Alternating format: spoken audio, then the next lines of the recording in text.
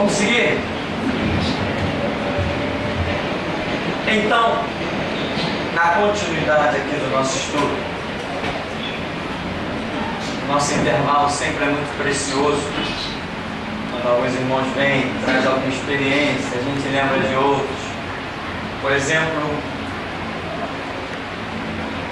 o Carlos estava falando sobre pessoas que já abandonaram, cristãos, né? Abandonaram a fé porque chegaram e se depararam com a teoria da evolução. Abandonaram a fé. Então, eu fiz questão de frisar aqui que existe a ciência verdadeira, existe a ciência mentirosa e existe a ciência equivocada. O que é equivocada? É aquilo que os cientistas acreditam ser verdade, ter sentido, mas não tem. Eles estão vivendo na sua ignorância científica. Porque a ciência não é uma situação que precisa de pesquisa, de estudo, de descobertas, de análises. Então eles podem estar vivendo uma ignorância, pensando que descobriram alguma coisa, e na verdade não descobriram nada.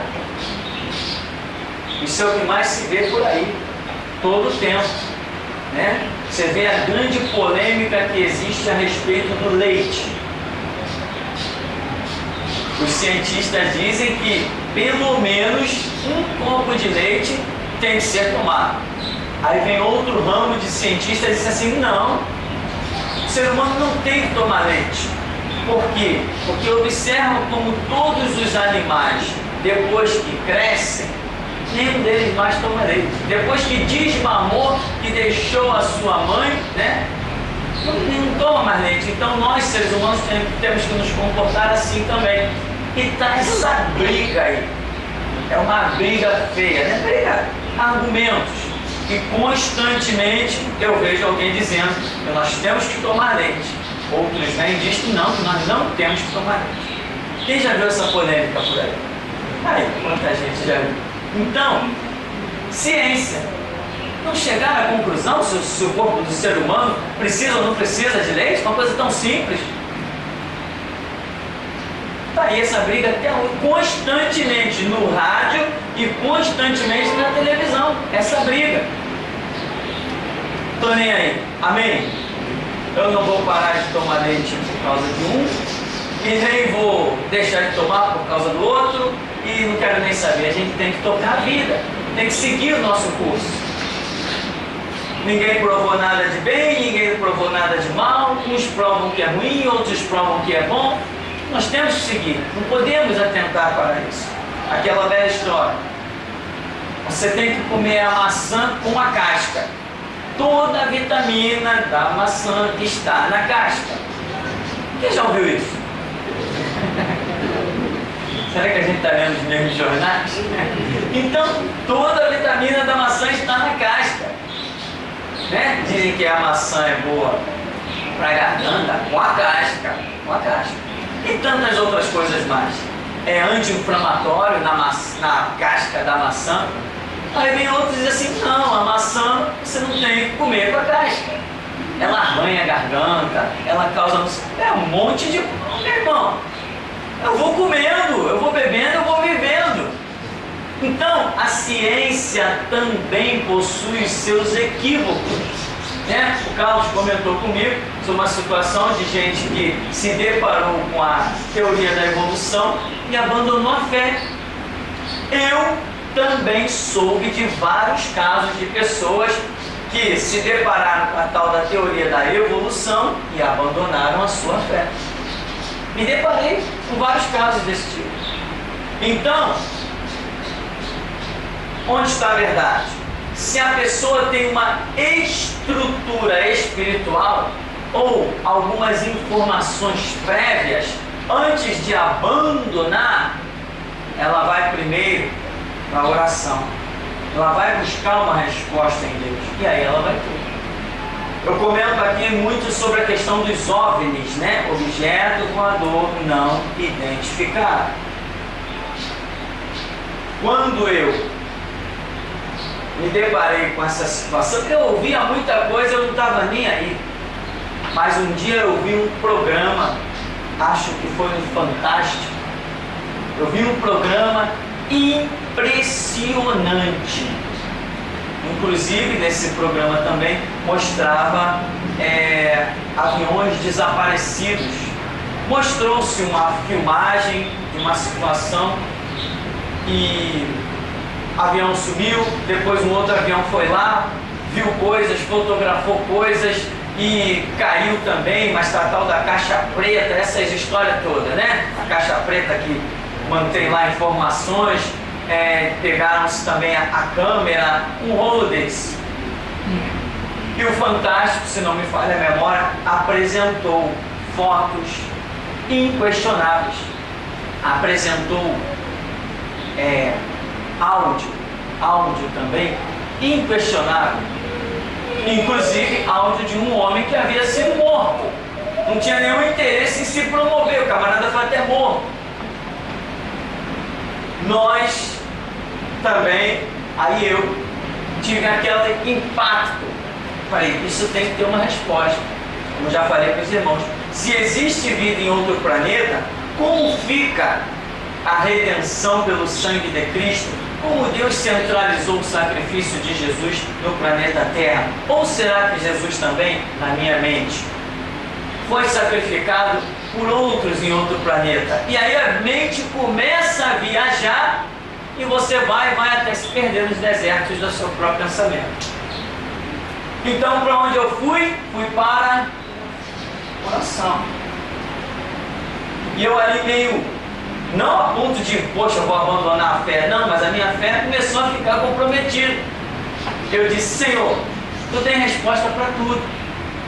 Fala. Aí Deus falou o Salmo, o Salmo 115, né? Versículo 16, se não me falha a memória, que diz, quando eu abri, a Bíblia estava fechada, quando eu abri assim, que eu olhei, minha vista caiu justamente lá. Os céus são os céus do Senhor, mas a terra deu Ele aos filhos dos homens. Junto com essa leitura veio uma unção, veio um impacto, veio uma voz, veio um mover, veio um monte de coisa em que eu tenho hoje absoluta certeza. Vida somente sobre o planeta Terra. E não adianta, pode o marciano descer do seu disco voador ali na Praça 11. Não me interessa. Posso encontrar o marciano fazendo compra no shopping. Tá entendendo? A minha não vai contar comigo, vai contar com as irmãs aí, né? Eu não tem essa. Não quero saber se vai passar um marciano no teco-teco. Não me interessa.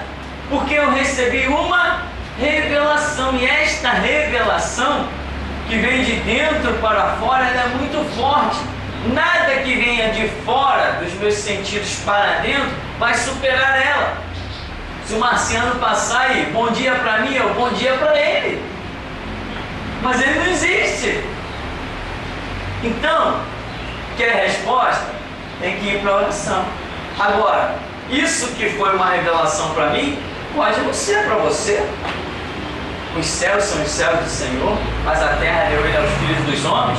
Porque quando isso foi revelado a mim, não veio só essas palavras. Veio outras vozes. Veio um mover espiritual. Veio uma unção. Veio uma coisa sobrenatural sobre mim, para que eu pudesse entender o que Deus estava falando ali.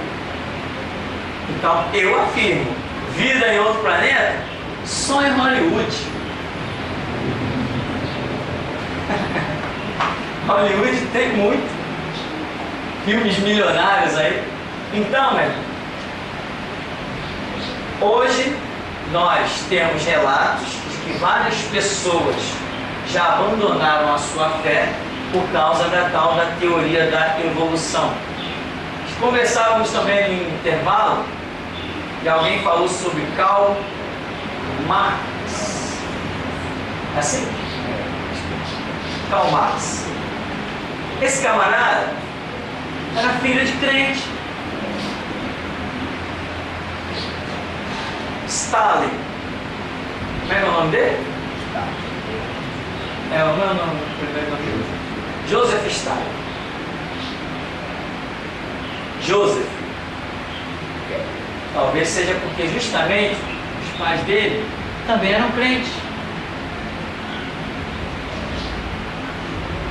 Esses homens usaram muito do argumento da tal da teoria da evolução.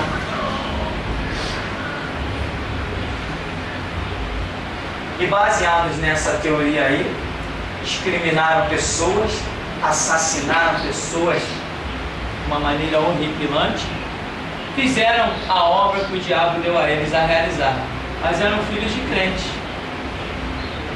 Hoje, na União Soviética, na Rússia, teoria da evolução e outros conceitos antibíblicos são mais desenvolvidos. Lá na Rússia eles têm uma ciência que me foge à memória, em que eles simplesmente provam através dessa ciência, imagina, provam, né? Provam através da ciência que Deus não existe. E ponto final. E eles dizem, já está provado cientificamente que Deus não existe. Isso é loucura da cabeça das pessoas. Religião enfim, a patetice, a palhaçada, porque eles provam, não sei como, mas provam que Deus não existe. Será que estas provas sobreviveriam diante das nossas perguntas?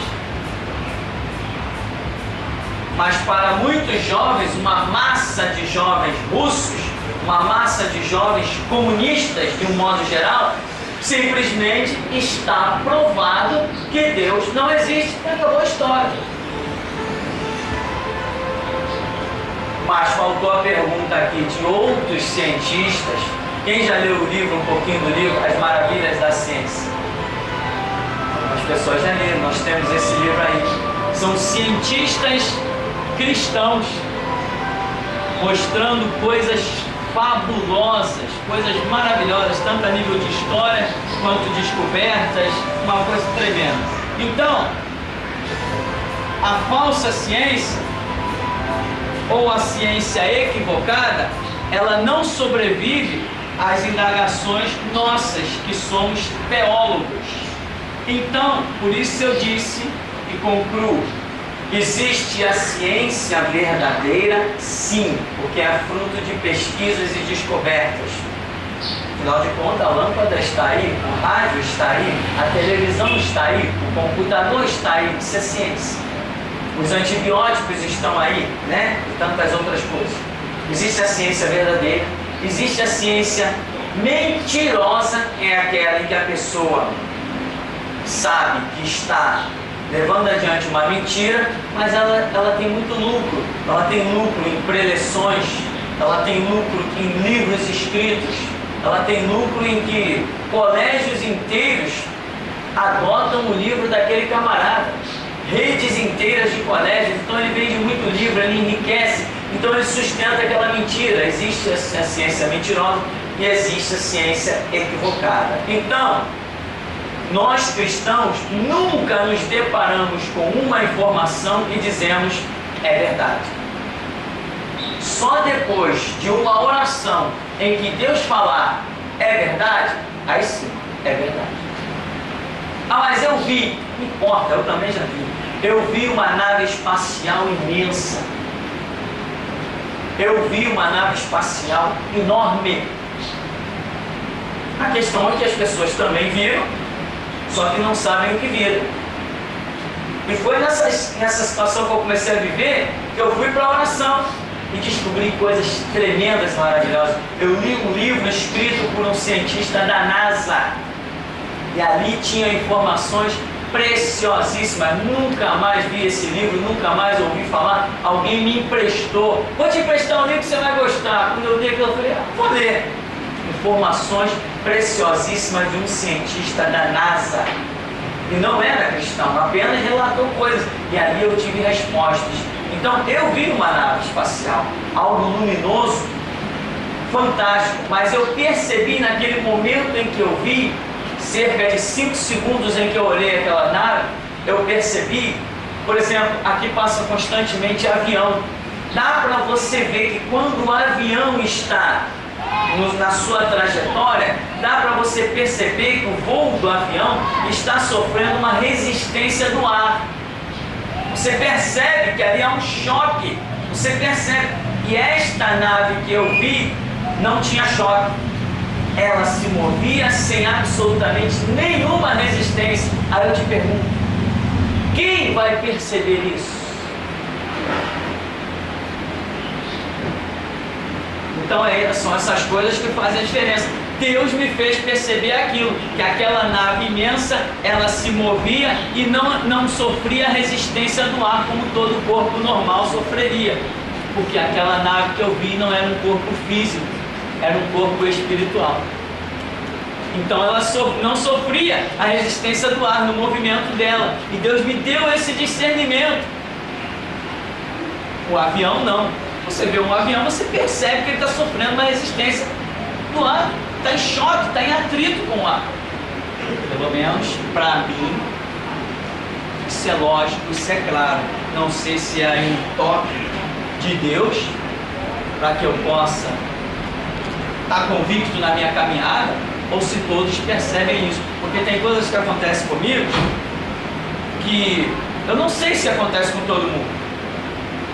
Eu imagino que aconteça. Eu imagino que muitas vezes todo mundo vê do jeito que eu vejo, todo mundo ouve do jeito que eu ouço, mas às vezes eu vejo as pessoas falando coisas que eu digo assim, não ouviu do jeito que eu ouvi.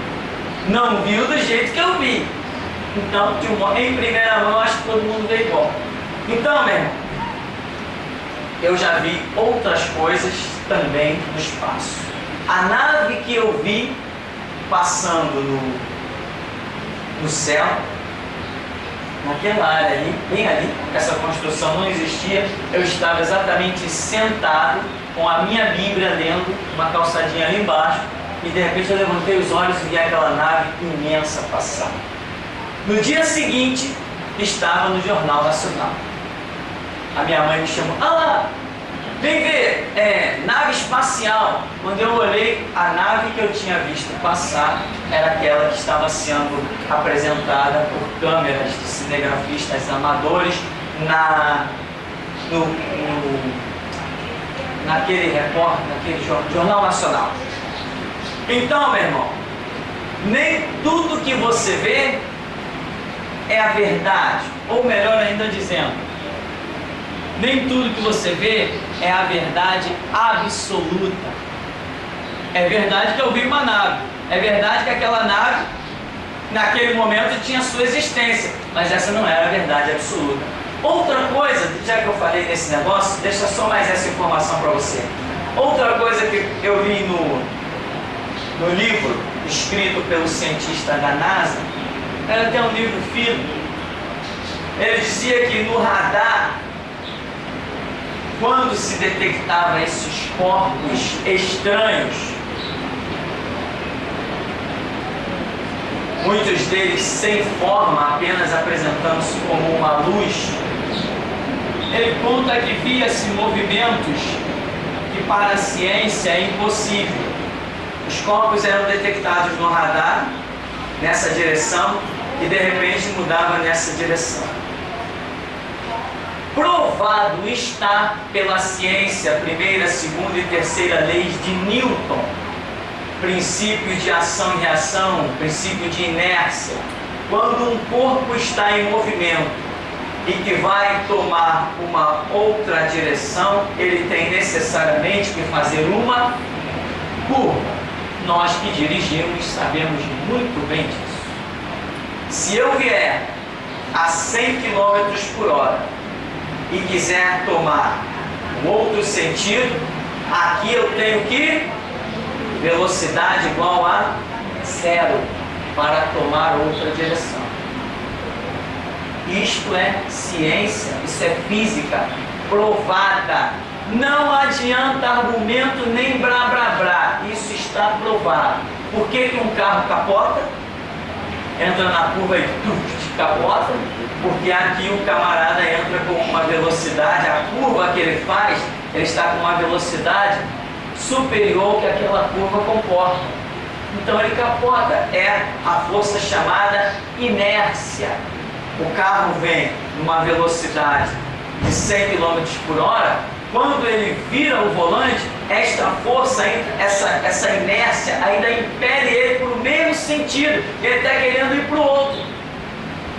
Mas existe uma força no nosso corpo chamada inércia. Ela é uma força acumulativa até que você tenha a sua velocidade reduzida a zero.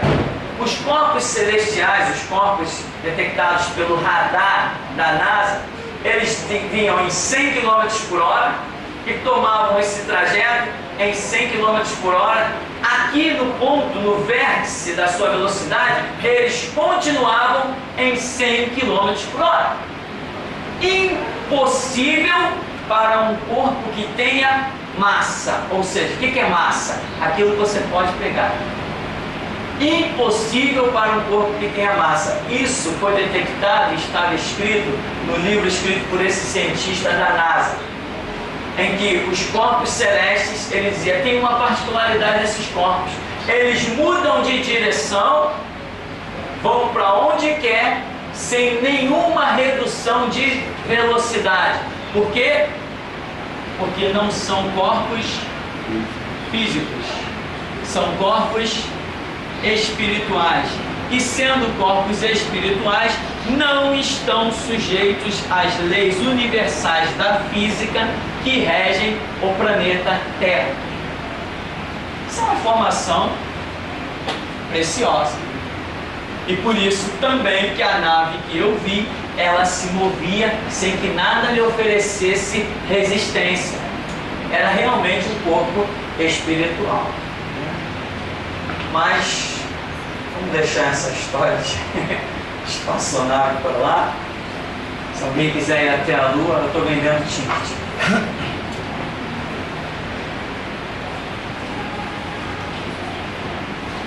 Bem, vamos seguir só mais um pouquinho.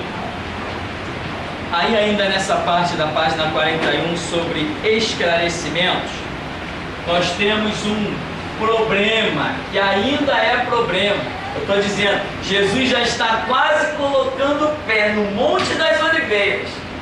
E tem gente ainda vivendo como se a igreja tivesse começado. Tem Bíblia na mão há anos, enciclopédia, chave bíblica, dicionário bíblico. Caramba, nós estamos vivendo um tempo de fantástico. Os melhores livros de pesquisas, as maiores descobertas a respeito de idioma, os textos bíblicos mais aprimorados e mais aperfeiçoados, está tudo aí. Mas tem gente que se mostra irredutível. Não, eu sigo a doutrina da minha igreja, então vai com ela para o inferno. Ninguém foi chamado para seguir doutrina de igreja. Todos nós fomos chamados para seguir Bíblia. Mas as pessoas insistem em seguir a doutrina da igreja. Século 21, acabou a era da igreja, o camarada insiste que ele é membro da Assembleia, então tem que se comportar como assembleiano. Aquele ali é membro da Batista, ele tem que se comportar como batista. E nem eu via lá dentro da Batista, né? Quando surgia assim alguma ideia, alguma tese, as pessoas liam algum texto bíblico e diziam, poxa, aqui está escrito isso. Não, irmão, não, está escrito assim, mas nós batistas não cremos assim. Então não importava o que estava escrito, a Convenção Batista é que ditava as ordens, as regras, e os cegos da administração da Convenção Batista dizia que a igreja não podia falar em línguas, que a igreja não podia profetizar, que a igreja não podia expulsar demônio, porque essas coisas assustavam as pessoas e acabavam as pessoas indo embora e não dando dízimo e oferta. Era essa a visão da Convenção Batista. E hoje, século 21, livros e mais livros escritos, versões e mais versões bíblicas, coisas gloriosíssimas, testemunhos e mais testemunhos. Hoje se tem pregação em CD e DVD espalhado pelo mundo todo de uma maneira impressionante, como no tempo do vinil. Não teria. Se nós hoje nos voltássemos para o tempo do vinil, as pregações evangélicas cessariam de novo. Íamos voltar para um deserto. Era projeto de Deus justamente que nós estivéssemos nessa era dos CDs para podermos fazer o que fazemos, espalhar mensagens para o mundo todo, computador gravando DVD, muita gente tem mensagem dentro das suas casas, mas pessoas ainda insistem em permanecer na visão doutrinária da sua igreja. Muita gente pergunta para mim, qual é a doutrina lá da igreja? A doutrina lá é Bíblia. Mas como assim? Eu falei, é Bíblia. Não, porque os assembleanos pensam assim. Os batistas pensam assim. Nós não, nós pensamos como a Bíblia.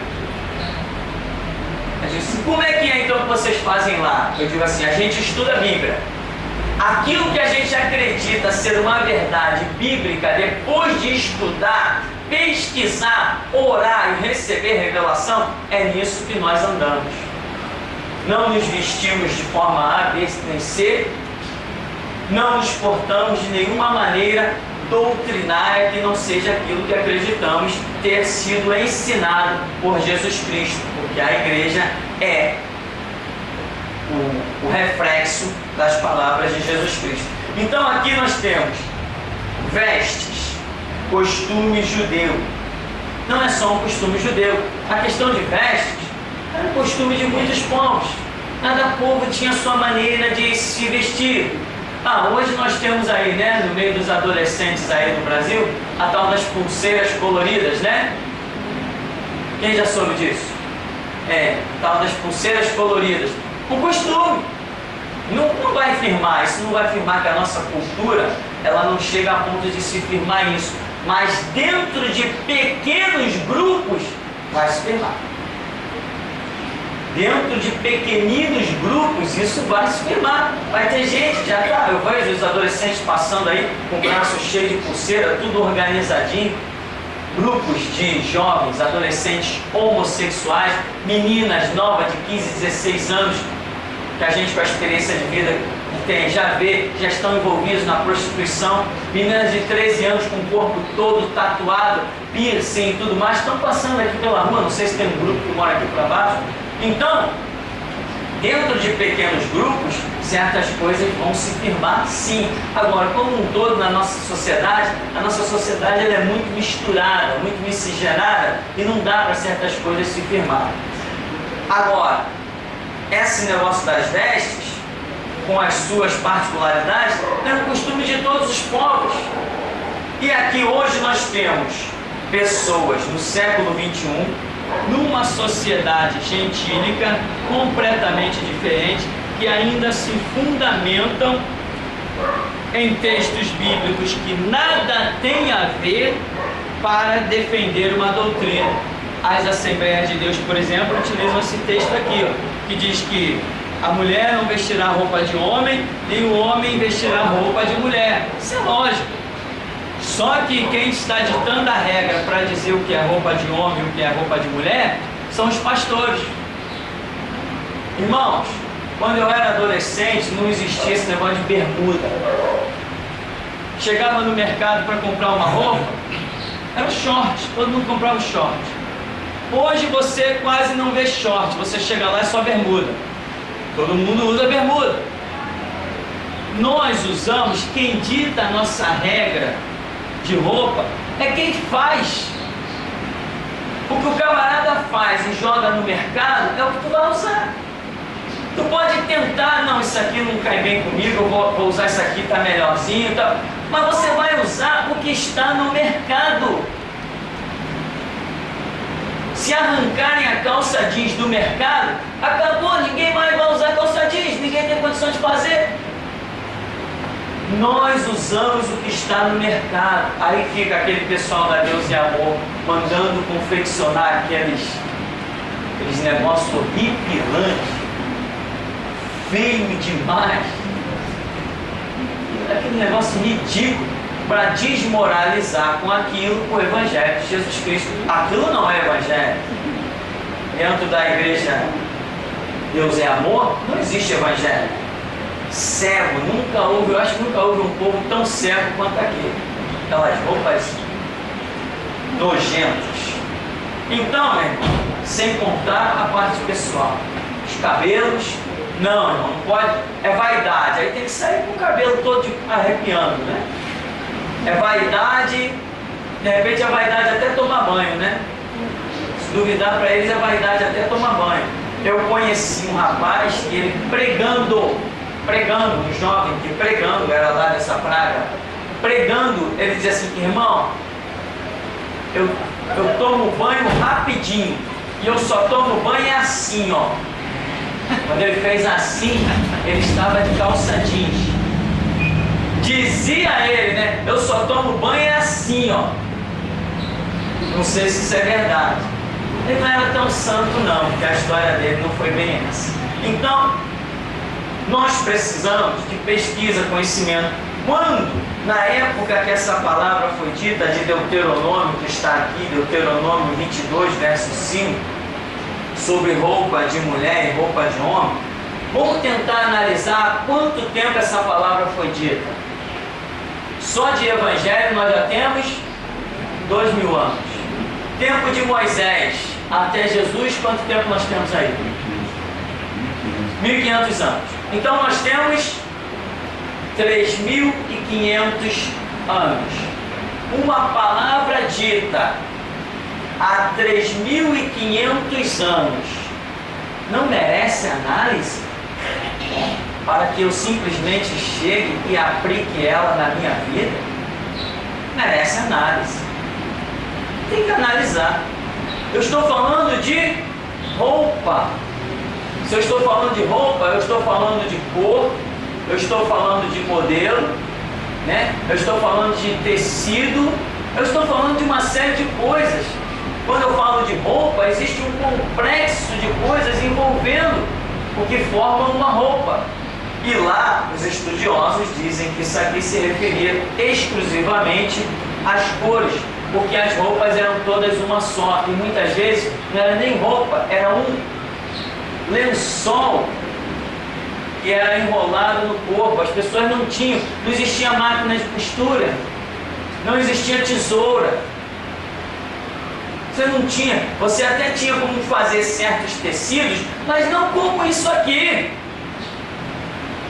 Isso aqui é um tecido feito, essas roupas que nós usamos, é um tecido feito com máquinas de altíssima tecnologia. Para comparar a 3.000 anos atrás, 3.500 anos, é uma loucura. Então as pessoas preferem simplesmente ignorar toda a história que chegou até 2010, ignoram todo esse espaço de tempo e seguem simplesmente uma palavra literal. Quando Deus, na verdade, realmente disse para a nação de Israel. Então o que nós temos que pegar? O princípio aqui contido: homem não usará roupa de mulher. Tá, aqui estava se falando das cores, só das cores, porque os modelos eram iguais. E dizem os estudiosos, os arqueólogos, que as cores escuras eram para as mulheres e as cores claras eram para os homens. Ainda tem o detalhe de você analisar há 3.500 anos o que era uma roupa escura e o que era uma roupa clara. Porque cores intermediárias como nós temos hoje, o que nós chamamos de verde escuro, não existia lá. Então, o que seriam realmente essas roupas escuras e essas roupas claras?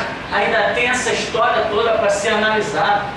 Eu estou dizendo isso para que se veja o quanto as pessoas são ignorantes, tem muita pressa em tomar certas atitudes, quando na verdade não teve nem sequer um momento de análise, não parou para pensar.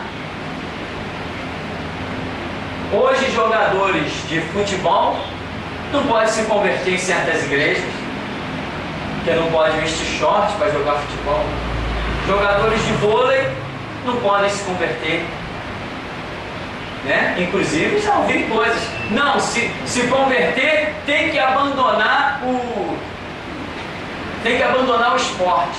E já conheci casos de pessoas que se converteram e abandonaram o esporte. Depois que a mente abriu, que o entendimento, a lucidez funcionou, abandonou a igreja de novo, foi para outra igreja e voltou para o esporte.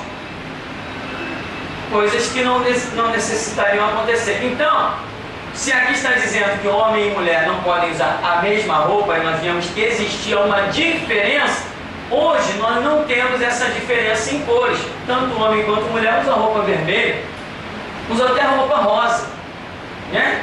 Você já viu? Aí, camisa de moda. Tá vendo? Não é uma camisa rosa, um rosa claro? Não chama atenção, ninguém olha e diz assim, poxa, essa camisa aí é uma camisa feminina. Não é uma camisa feminina. Por quê?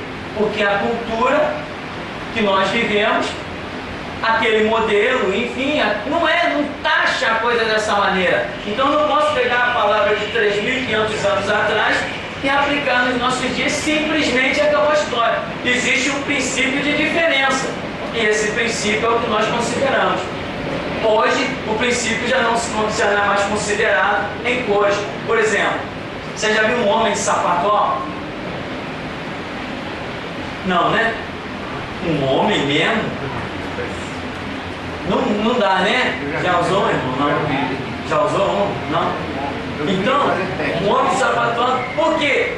É uma questão cultural e muito lógica, né? O homem está andando sempre no pesado, corre para cá, corre para lá. Já pensou esse saltinho alto? Que maravilha! Agora, é uma característica que os homens até cobram no visual feminino. Não cobram? Cobram. Existe isso nos seres humanos. Então, por exemplo, os modelos de roupa, eles variam de homem para mulher. Não varia? Varia. Porém, tem calça, normalmente a calça jeans que o camarada vai comprar lá na cidade, usa tanto homem quanto mulher e ninguém se escandaliza com nada. Porque não é uma coisa que diga assim, não, essa calça aí é exclusivamente para homem ou ela é exclusivamente para mulher. Então, o que eu estou querendo mostrar? A necessidade de estudo, de pesquisa, ter muita calma. As pessoas estão seguindo muitos conceitos doutrinários. Em pleno 2010 que vivemos, Jesus está pisando no Monte das Oliveiras, está aí já arrebatando a sua igreja, e as pessoas estão vivendo como se fosse ainda na completa obscuridade. Qual vai ser o resultado? Vai ser o resultado de pessoas com as quais Jesus não poderá contar. Porque quando uma pessoa está na ignorância e a vida dessa pessoa acaba, vamos dizer, prosperando espiritualmente, aí a ignorância de hoje vai virar uma super ignorância amanhã. Então, Deus nunca pode realizar os planos que realmente tem com as pessoas que vivem na ignorância. A própria Bíblia diz, Paulo, né? Deus não leva em conta o tempo da ignorância, nem para condenar e nem para abençoar. Mas Ele chama a todos a uma conversão. Então, irmão, essa questão que nós vamos estar aqui concluindo, de roupas, que você ainda vê na sociedade, as Assembleias de Deus abriram mão disso porque algumas, né, abriram um pouco mão desse ritual terrível, porque eles viram que estavam perdendo muita gente. Muita gente estava saindo das Assembleias de Deus e indo para outros movimentos evangélicos. E eles chegaram à conclusão que a perda de povo e de oferta que eles estavam tendo era consequência dessa história de roupas. Então saíram abrindo mão. As mulheres da Assembleia de Deus não podiam usar maquiagem, não podiam usar brinco, né? Houve casos até de pastores dizer que o óculos era vaidade. Até o óculos era vaidade. Exigir de membros que usassem óculos que não fosse aro de metal. Tinha que ser aquele óculos escuro, sem brilho, aquela coisa feia, né? Quer dizer, feia para o meu gosto, né? Eu não gosto daquele, eu acho que eu fico mal, fica pesado. Eu acho feio. Acho feio para mim, acho feio para homem. A gosto não se discute. A dar um uso que lhe agrada. Amém? Então imagina um pastor chegar e me obrigar a usar um óculos aquele que eu não gosto, que eu acho feio. E assim acontece com muita gente. Então, os modelos hoje é o que nós consideramos em termos. Cores já nem consideramos mais. Então nós pegamos certos princípios. Tem coisa que realmente já pensou o homem assim com um monte de grampinho no cabelo? Não está ofendendo ninguém, mas que ele vai ficar ridículo, vai. Por quê? Não sei, mas vai ficar.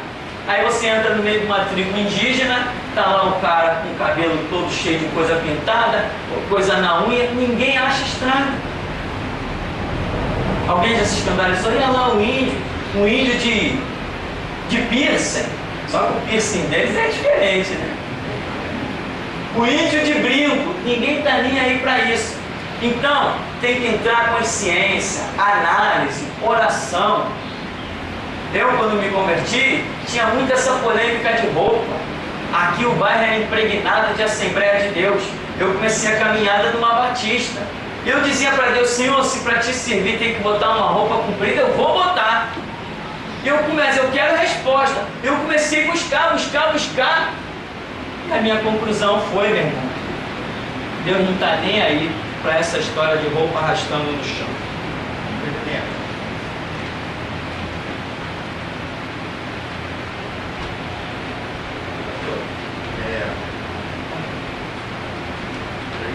Essas pessoas, principalmente de antigamente, porque eu já mudei muito pequeno, e esse amor muito enraizado nas pessoas, e até para você falar com essas pessoas é difícil. Você fala, entendeu? Mas eles não conseguem entender porque isso já vem de muitos anos. Deus assim mesmo, Deus conta com essas pessoas, não é? Essas pessoas, existe esse detalhe dessas pessoas, né?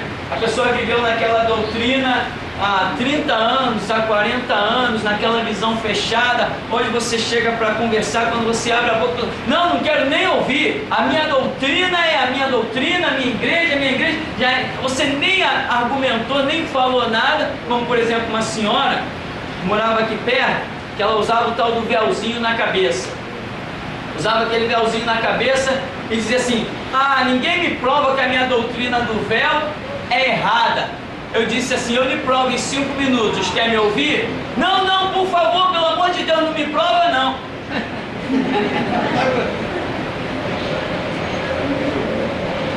Entende? Então tem pessoas que não estão sedentas da verdade. Não, por favor, pelo amor de Deus, não me prova não faz isso comigo não. Teve um CD aqui do Ministério que foi parar em outro estado brasileiro, parece lá para o Nordeste. Liderança feminina. Quando a mulher botou no som, que eu só comecei, a mulher conta que a mulher levantou desesperada, desligou o som, não quero ouvir não. Se eu estiver errado, deixa eu ficar errado, eu não quero ouvir não. Ela sentiu, né? Tem um camarada em Minas que ele não aceitou o ministério, está lá, tinha um grande plano de Deus na vida dele, não tem mais, não aceitou o ministério da restauração, está lá desviado, rodando na sua vida secular, e ele já falou assim, não pode ouvir muito esse pastor do Pirani não, porque quem ouve muito ele acaba ficando igual a ele. Ele reconheceu que a força das palavras e a unção é muito forte. Ele diz, não pode ouvir muito esse cara, quem ouvir muito ele me odeia, ele me detesta. Mas ele já confessou, se eu me ouvir demais, acaba ficando igual a mim. Então ele reconheceu que as palavras são coerentes, que tem sentido. Se eu estivesse falando besteira, qualquer um poderia me ouvir, mas ele reconheceu. Então tem pessoas que não querem nem ser provadas do erro que estão caminhando. Agora, Deus conta com essas pessoas, é aquilo que eu estava falando sobre o tempo da ignorância. Conta, Deus tem um projeto de 100%, conta 0,5%, conta 1%, 1,5%, conta, pode contar. Agora, a pessoa vai sempre viver na migalha. Por exemplo, se uma pessoa dessa tem uma maldição na vida dela, ela vai morrer com a maldição na vida dela. Ela nunca vai experimentar o que é uma vida abundante, porque ela ainda está em algum ponto prisioneira. E naquele ponto onde ela não é liberta, Deus não está atuando. E a libertação dela depende dela, de se entregar, de pesquisar, de buscar, de ouvir, de analisar. Ela não quer ouvir. E nem a dona que me disse, não, por favor, não me prova não, deixa eu continuar usando meu véuzinho. Pelo amor de Deus, não me prova não. Hoje, depois de ter 3 filhos na igreja, hoje tem 3 filhos desviados. E ela, mais uma. Porque não quer a verdade. Então é assim, eu entendo na minha caminhada, 23 anos, eu entendo que é assim que as coisas acontecem. Você não pode viver o tempo todo na ignorância. Se você quer a verdade, você vai orar, você vai buscar, Deus começa a mover as coisas na tua vida, te abre o entendimento, te leva a um lugar ou alguma maneira te vai fazer entender o que é a verdade. Agora, se você vai seguir essa verdade para descobrir o que é uma vida abundante ou não, é outra história. Porque muita gente diz assim, eu estou na igreja e Jesus disse que eu vim para que tenham vida e vida em abundância. Acabou a história. Coitado dele. Jesus veio para que tenhamos vida e vida em abundância. Mas quando eu olho para a igreja, eu não vejo nenhum por cento dessa massa chamada evangélico desfrutando do que é uma vida abundante. Nenhum por cento. Para concluirmos, né? Que aí você tem o véu, o esquema do véu, está explicado aí, está mais ou menos dentro do questão das vestes. Só para concluirmos aqui, eu estava assistindo um programa da Universal, essa praga, essa desgraça chamada Igreja Universal do Reino de Deus. E parece que eles estão aí realizando mais uma daquelas campanhas sensacionalistas, né? Não sei se é época da fogueira do inferno, não sei o que é que eu peguei o programa pela metade. Mas a pessoa dizia assim, estavam entrevistando as pessoas. Qual o seu objetivo? Não, meu objetivo, olha, eu estou muito abençoado, a minha empresa está prosperando bem e eu não estou satisfeito não, eu quero nesse novo ano de 2010, sim, o projeto do novo ano. Eu quero nesse ano de 2010, eu quero abrir uma outra empresa, eu quero ampliar os meus negócios. E o camarada foi falando de possessões, possessões, possessões e possessões. Não se falou em ganhar almas, não se falou em conhecimento bíblico, não se falou em clamar a Deus, não se falou em libertar os cativos e os oprimidos, não se falou em nada disso. Aí entrou uma mulher. Não, a minha vida tem caminhado muito bem, que eu já sou uma microempresária, que eu consegui um carro, mas eu não estou satisfeita não, eu quero outro carro, eu quero uma nova casa para 2010 e tal, e fui falando naquele monte de bens materiais, imediatamente pela minha mente passou um flash assim, eles estão atrás das mesmas coisas que o diabo ofereceu para Jesus Cristo. Eles estão atrás das mesmas coisas que o diabo quis dar tudo para Jesus, porque não considerou valor suficiente.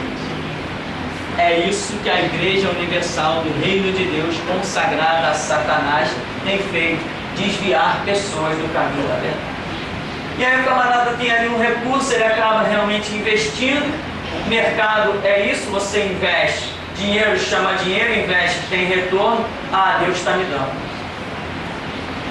Muitas pessoas têm comércios e morrem sepultadas atrás dos seus comércios. Não tem um tempo para ir na escola dominical, não tem um tempo para ir no culto. Aqui embaixo tem uma lanchonete que vende açaí, uns salgadinhos, umas coisas ali, de um grupinho de umas meninas que são da Universal. Aí estão felizes da vida, sorriso aqui e ali. Estão vendendo açaí, é verão, estão vendendo picolé, estão vendendo refrigerante, estão prosperando, estão ganhando dinheiro. Mas todo dia, em todo horário que você passar lá estão elas atrás do balcão.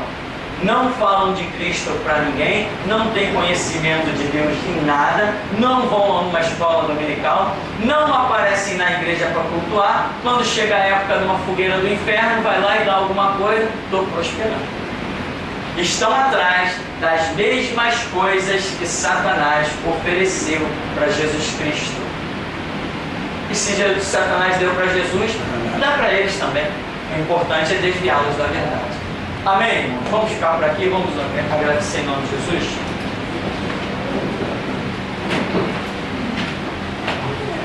Amado Deus, Pai querido, nós te glorificamos nesta hora, nesta manhã, ó Deus, em que cremos que a Tua graça, a Tua compaixão, a Tua benevolência, as Tuas misericórdias que se renovam a cada manhã, têm sido para conosco, ó Deus.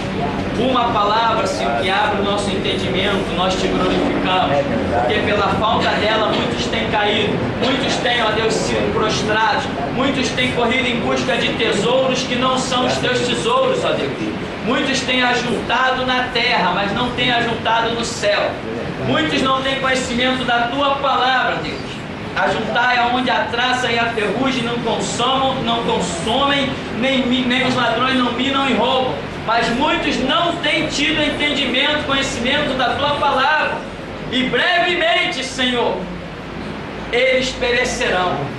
Quer ao passarem pela morte, quer quando Tu chamares a Tua igreja. Eles permanecerão do jeito que estão. Por isso, Deus, com a Tua misericórdia nós te damos graça, com humildade nós te damos graça nesta manhã, pois reconhecemos que grandes coisas fez o Senhor por nós e por isso estamos alegres. Quão grandes coisas fez o Senhor por nós e por isso estamos alegres, Senhor. Obrigado pela libertação, Senhor, porque não corremos em busca do ouro nem da prata e temos como coroa de que nenhuma condenação há para aqueles que estão em Cristo Jesus. Por isso, Deus, nos dá a Tua graça, graça sobre graça, para termos condições de ajuntarmos tesouro no céu, aonde o Teu santo nome é glorificado. Assim despede-nos, ó Deus, em nome de Jesus. Amém. Amém, irmão. Vamos em paz em nome de Jesus.